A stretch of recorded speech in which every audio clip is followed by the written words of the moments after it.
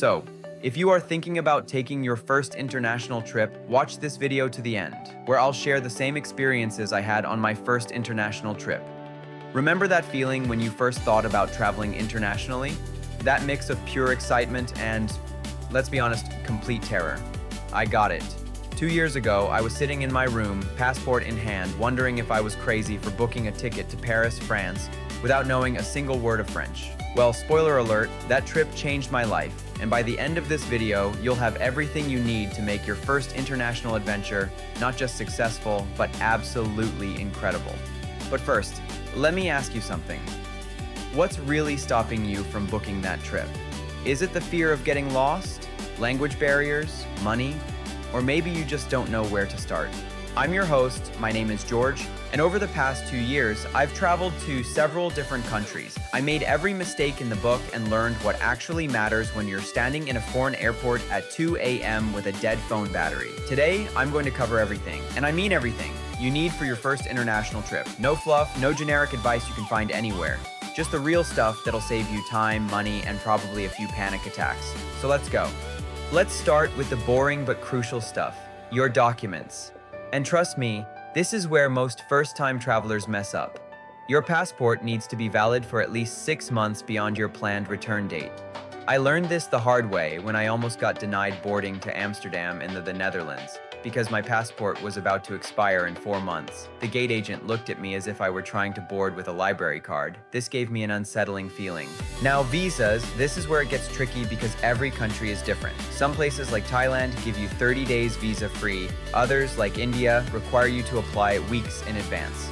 The golden rule? Check the embassy website of your destination country, not some random travel blog from 2019. Pro tip that saved me $200 in Italy. Always print your visa documents and save them offline on your phone.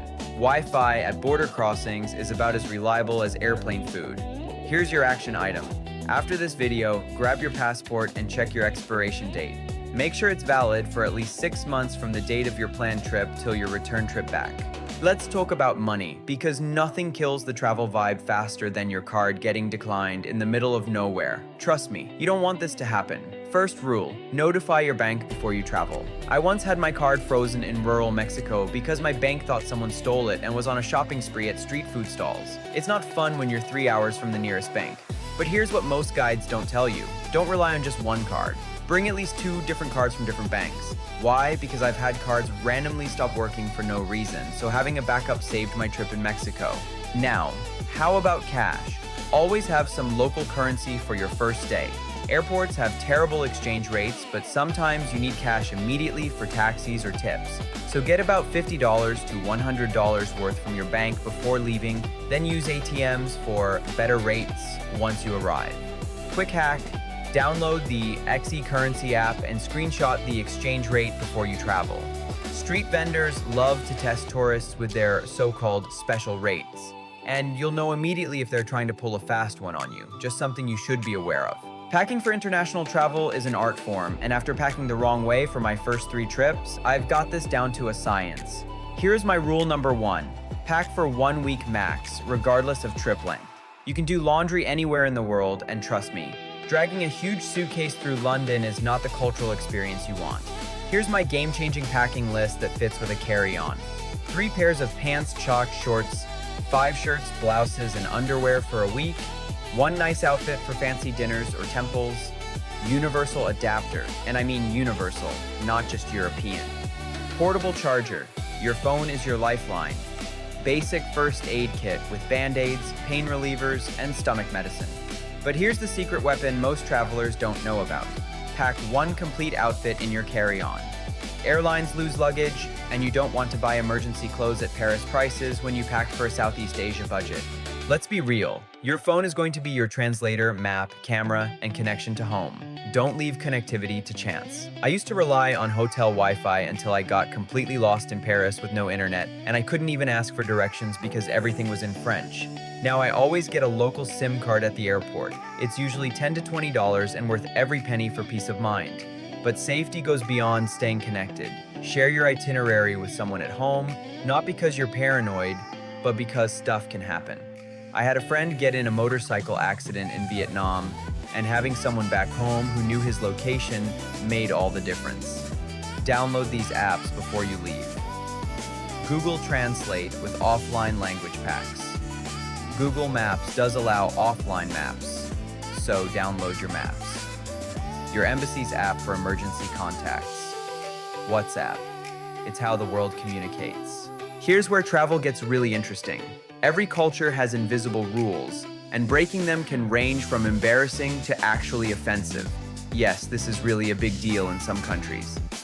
Before my first trip to Thailand, I had no idea that pointing your feet at the Buddha statues was disrespectful, or that you're supposed to remove your shoes before entering someone's home. These aren't things you figure out from Instagram posts. Do 15 minutes of research on basic cultural do's and don'ts. You do not have to become an expert, but to avoid being that tourist. Simple things like how to greet people, tipping customs. In Japan, it can actually be insulting. Dress codes for religious sites, photography restrictions. But here's the beautiful thing about travel. Most people appreciate it when you're trying to be respectful, even if you mess up. I've butchered greetings in a dozen languages, and it usually just leads to laughter and people wanting to help you learn. Let's talk about strategy for actually booking your trip, because timing and platform can save you hundreds of dollars. For flights, Tuesday afternoons are still the sweet spot for finding deals. And booking 6 to 8 weeks in advance for international travel usually gets you the best prices. But here's a hack I wish I had known this earlier. Use incognito mode when searching. Airlines track your searches and can actually increase prices if they see you looking repeatedly. For accommodations, you don't want to just use one site. I cross-referenced Booking.com, Airbnb, and local booking sites. Sometimes the same hotel has different prices on different platforms. Strange, but true. And here's something I learned in Europe. Book your first 2 nights before you arrive, but leave the rest flexible. You might fall in love with a place and want to stay longer, or you might want to leave quickly. Flexibility is worth more than small savings from advanced bookings.